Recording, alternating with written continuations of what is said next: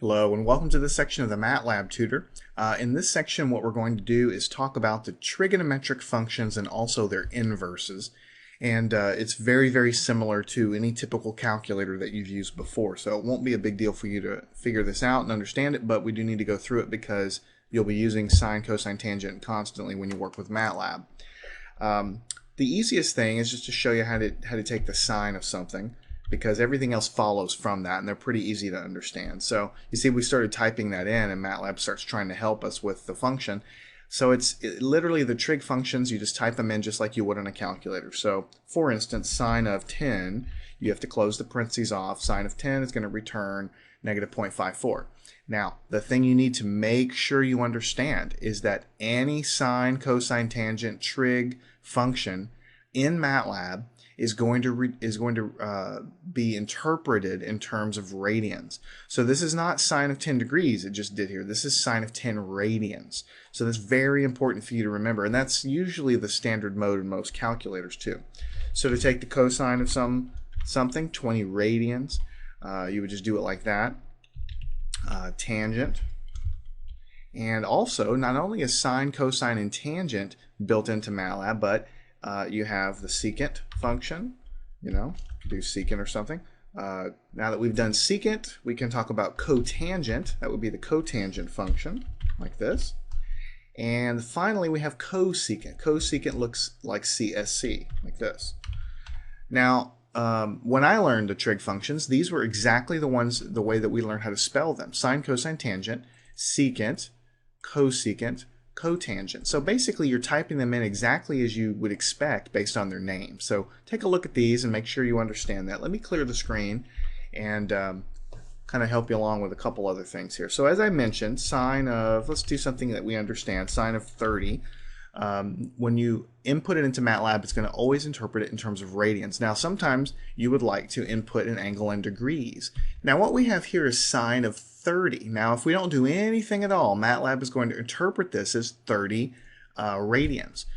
If you would like to have Matlab interpret this as 30 degrees, all you need to do is on the inside take the 30 and multiply by pi over 180. And if you've never seen this before, it's worth pointing out because it's very useful and you can use this a lot of times even outside of the Matlab environment. What you have here is a conversion factor. If you think about the unit circle, pi radians is, if you kind of visualize the coordinate axis in the unit circle here, pi radians is way over on the other side over here, right at 180 degrees. It's right on the other side of the plane, right? So pi radians is equal to 180 degrees. So when you write it as a conversion factor, pi over 180, what's happening is if you want the 30 to be in degrees, then the 180 is in degrees, and those are going to cancel, leaving you with radians. So what you've done here is you've basically set up a little conversion factor inside of your sine, and you said, all right, I'm going to take my 30, I'm going to multiply by pi over 180, degrees cancels with degrees, and then it turns the whole thing into radians. So this is sort of a cheap way of taking any number you want and converting it to radians by multiplying by this conversion factor. So if you wanted to do it this way, then MATLAB's going to return 0.5 because sine of 30 degrees is 0.5. You recall that. If you wanted sine of 60 degrees, you would just do 60 times pi over 180, and that would return 0.866, and so on. So you could just kind of keep going through there. If you really wanted to work in degrees, it's very easy to work in degrees. You just need to know the little trick of multiplying by the little conversion factor in here, which basically takes the number that you're trying to type in degrees and can't, since you're doing pi over 180, it basically converts it to radian measure. And of course this works with all of them. Cosine of 60 degrees, I would do 60 times pi over 180. And cosine of 60 is also 1/2. All right. Now let me just kind of go down here and just show you a couple of gotchas. These are things that you probably already know, but just so you know, if you wanted to do the tangent of something like 90 degrees, right? Pi over 180 like this, that would be converting to 90 degrees. So that's tangent of 90 degrees. You're going to get in some cases very large numbers. So this is 1.6 times 10 to the 16.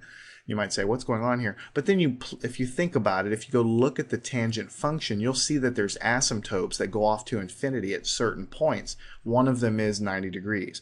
So if you ever get a really large number that's just an asymptote in the graph, you see these guys especially with the tangent function. All right, let me go ahead and clear the screen here. So we've covered sine, cosine, tangent, cotangent, secant, and cosecant. We've learned how to input radian measures in there and get answers back. And we've learned how to also convert and basically use degrees and make Matlab interpret it in terms of degrees also. Now the inverse trig functions are very easy to remember because for sine, for instance, it's a sine, arc sine in other words. So if you wanted to do the arc sine, you could type anything you want in here and Matlab will return something. Now it's important to remember that whenever you type something into an inverse sine or an inverse cosine, the angle that you get back is going to be in radians. So this is in radians here. This is not 0.20 degrees. This is 0.2014 radians, right? So it will be a cosine for arc cosine, right? And you could go a tangent. And for cotangent, it would be like this. And then for secant, it would be arc, well, in this case, the arc secant of 0.5 is a complex number, so we're kind of getting a little bit of ahead of ourselves, but you can see that that Matlab does understand complex numbers. Let me go ahead and clear the screen. We'll go ahead and do one more arc secant. Let's do inverse arc secant of, or I should say arc secant of 2. Here we have 1.0472 radians, and arc cosecant, again, of whatever, 7. And that's going to give us a number back as well. So at the core of this lesson, basically you know how to do sine, cosine, tangent, cotangent, secant, cosecant. You know how to do those guys in radian mode, in degree mode. You know how to do the inverse, or I should say the arc sine, arc cosine, all the inverse trigonometric functions. One thing let me show you here real quick. If you wanted to do the arc sine of, let's do 0.5 like we've already talked about here. What you're going to get back is something in radian measure, right? But if you take this guy and again multiply by a conversion factor, in this case 180 over pi, then what you're going to get back is 30. So this is again a cheap way of working in degrees if you really want to. In other words, if you'd like to take the inverse sine of 0.5, normally what you're going to get back is 0.5236 radians. But if you don't want radians, if you want degrees, then all you have to do is take this answer and multiply by the conversion factor, but this time it's flipped over. Instead of pi over 180, it's 180 over pi, because what you have is radians here. See, this returns radians. Okay, so when you multiply by 180 over pi, radians cancels with radians on the bottom and it leaves you with degrees.